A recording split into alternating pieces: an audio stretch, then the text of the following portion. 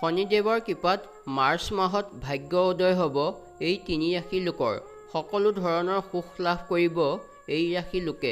সেই ভাগ্যশালী ৰাশিকেইটা কি কি জানো আহক।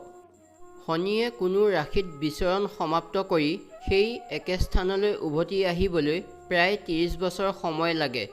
জ্যোতিষশাস্ত্ৰ অনুসৰি দীৰ্ঘ সময়ৰ বাবে কোনো ৰাশিত বিচৰণ কৰা একমাত্ৰ গ্ৰহ হৈছে শনি।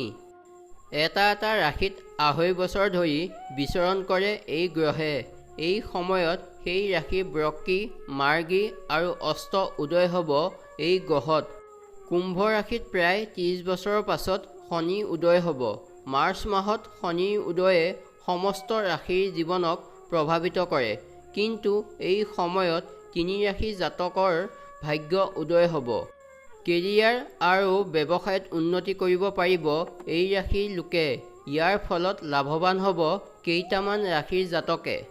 প্ৰথম ভাগ্যশালী ৰাশিটো হ'ল মেষ ৰাশি।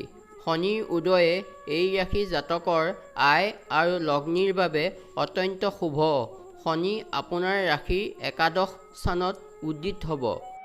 ইয়াৰ প্ৰভাৱত আয়ৰ নতুন উৎস পাব। ইয়াৰ ফলত আপোনাৰ মন প্ৰসন্ন হ'ব। আৰ্থিক পৰিস্থিতিও ভাল হ'ব। চাকৰিয়াল জাতকসকলে সহকৰ্মীৰ সংগ লাভ কৰিব। লগ্নিৰ দ্বাৰা লাভৰ যোগ তৈয়াৰ হৈছে। এই ৰাশিৰ যিসমূহ জাতকে শ্বেয়াৰ বজাৰ, বেটিং আৰু লটাৰীত ধন ইনভেষ্ট কৰিব খোজে তেওঁলোকৰ বাবে এই সময় অনুকূল। দ্বিতীয় ভাগ্যশালী ৰাশিটো হ'ল সিংহ ৰাশি। কুম্ভ ৰাশিত শনিৰ উদয় সিংহ ৰাশি জাতকৰ বাবে অত্যন্ত লাভজনক প্ৰমাণিত হ'ব। শনিয়ে আপোনাৰ ৰাশিৰ সপ্তম স্থানত উদিত হ'ব। আইন আদালত সম্পৰ্কীয় বিষয়ত সাফল্য লাভ কৰিব পাৰিব এই ৰাশিৰ জাতকে।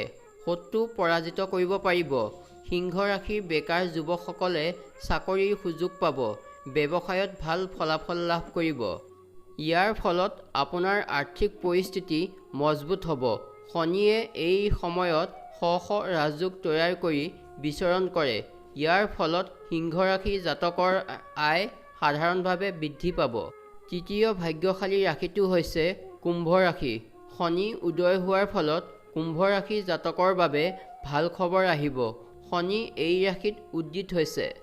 ইয়াৰ উপৰি এই ৰাশিৰ অধিপতি কৰ্মফলদাতা। সেয়েহে শনিৰ আশীৰ্বাদত কুম্ভ ৰাশি জাতকৰ কাৰ্যশৈলী উন্নত হ'ব। অংশীদাৰী ব্যৱসায় কৰাসকলে ভাল ফলাফল লাভ কৰিব। লাভ অৰ্জনৰ শুভ সংযোগ তৈয়াৰ হৈছে। আপোনাৰ আয় বাঢ়িব। অৰ্থ সঞ্চয়ৰ প্ৰবল সম্ভাৱনা আছে। ধন্যবাদ।